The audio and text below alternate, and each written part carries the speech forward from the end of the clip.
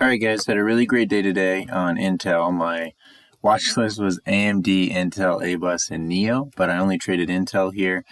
And this was kind of a textbook setup for me. If I pull it up on the nope, that's the daily chart, sorry, the 5-minute chart here.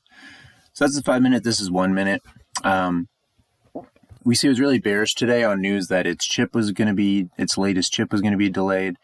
And it formed kind of a textbook pattern for me. In what I call a bearish boot here. So you see it go down, kind of hesitate, consolidate, and then dip, curl right back down. And this is about as good looking bearish boot as you'll find here.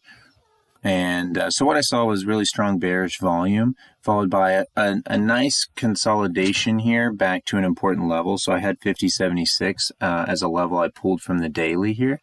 So it consolidated right to that level, and I was able to get in here. And the important thing is it consolidated to that level on good volume, but relative to the candles before it, weak volume. So bears still look like they're in control. So I took it short here and started partialing out towards 50. At 50 on the level 2, there was tons of liquidity, a lot going on at 50, so I felt really good about that. So I held on, partialed out towards 50. When we got around here, it started stutter stepping and hesitating, but still looked a little weak, so I was holding on, hoping we could get down to this 49.51 level that I had from the daily.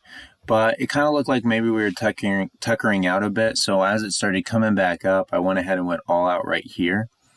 And you'll see that eventually it did consolidate for a while, and then it did touch 49.50. In fact, that is the low of the day, you can see right here. So if I had a little bit more patience, it would have worked out, but I already had such a great day, and I thought it might be tuckering out at this point, that I went all out. But really happy with this trade and really thankful to end my week on such a clean day.